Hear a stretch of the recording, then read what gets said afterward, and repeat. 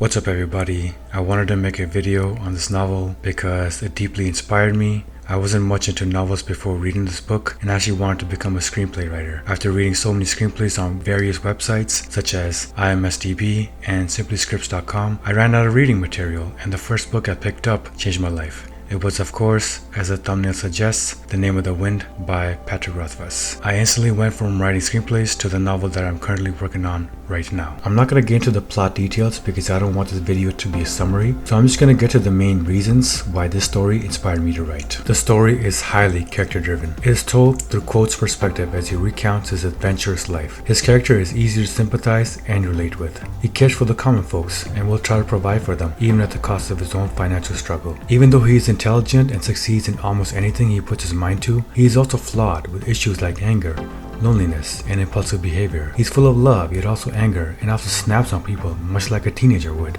He's a very competent character that picks up talents quickly, but often his actions are questionable that prevent his progression throughout the book. He has a deep passion for arts such as music, stories, and acting, which I personally love as a creative person myself. If you are a good person, Quote will go to the end of the world for you, but if Quote believes that you have bad intentions, he will not hesitate to harm you. So there's a good balance to him. I like the fact that he's cocky for a reason, with amazing talents such as amazing memory, intellect, and an artistic prowess, which makes sense for him to be so sure of himself. This leads him to create his own narrative conflicts, which I love seeing in a character. However, I will say that Quote's character does not have much of a character arc. Throughout the book, he doesn't really get anywhere in terms of evolving. At the end of the book, he is still that same old cocky kid who needs to learn to adapt and let go of his anger. Another big reason I love the story is because of the adversity and struggle Quote undergoes. His entire family is murdered by the Chandran and he must survive alone as a pauper in a city. He has nothing to his name besides pain and passion. I don't know what it is, but I love stories like this when someone is starting from literally the bottom and crawling their way up with their bare fingertips. This is probably why Sanderson's The Way of Kings highly resonated with me so well. The book was carried by Callan Stormblood's story, who has nothing to his name as a slave working in the most dangerous job in the war as a bridgeman, and he becomes a slave through something that was not even his own fault, but through the betrayal of a dear friend. I love stories like these where the characters are forced into really miserable lives and they have to claw their way out.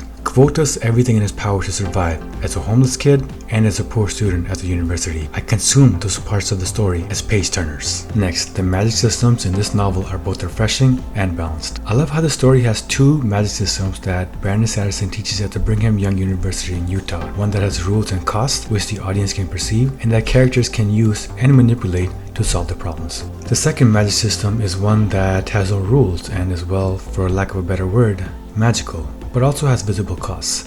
Sympathy is a magic system that has rules based upon a balance in the world where everything can be linked together. If you break a branch in half, they can still be connected by creating a sympathetic link between them so that whatever you do to one broken half also happens to the other broken half. Next, Quote also learns about the naming magic system, which is evoked through one's subconsciousness and cannot be fully understood. I love this magic system because it is so powerful, yet we the readers cannot perceive it. Rothfuss does a good job balancing and blending those two magic systems so that they're not too confusing to the reader. At every part of the book, you know which magic system is being used and which magic system he is currently working on. The world building, in my opinion, is not that great, but it's still developed enough to have you enthralled by it. It's some amazing places in the book, such as the city of Tarbean, the university, and a small town of Imre, as well as the countryside surrounding it. But at the end of the day, the university is just a broke-ass Hogwarts.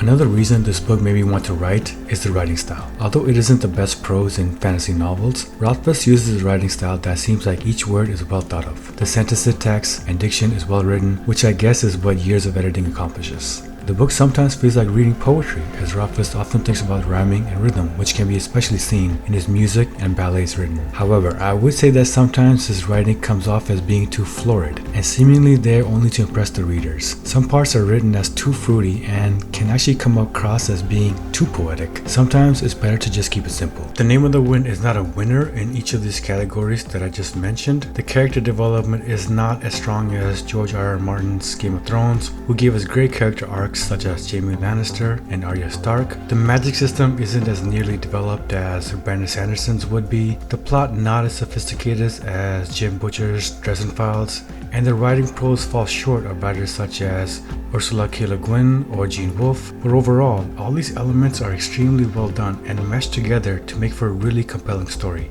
Since then, I have read many more fantasy novels that inspired me to continue writing my novel, but The Name of the Wind was the first and most influential one. There is some talk about the book being possibly adapted into a show and video games that quite frankly does not show much promise. For one thing, the 10-episode show won't be a direct adaptation and instead be a prequel to the books with different characters such as Quote's parents. Another concern I have is that Rothfuss quoted that it will perhaps be a multi-platform deal where they develop films, TV series, and games simultaneously, which isn't fair to readers or fans that do not play video games or prefer one platform over another. Nor do I think it is fair for them to wait for other platforms to be completely finished before experiencing the full story. I would rather them just make one show that tells the actual story of Quote in multiple seasons, because I think the movies would be too short and they would cut out a lot. I really hope the TV adaptation lives up to its hype, and I really hope that Rothfuss finishes the third and final novel, because we don't want another situation like Game of Thrones where the showrunners run out of source material and ultimately ruin the show. That's it for this video. Please like and subscribe if you enjoyed it, and have a great day.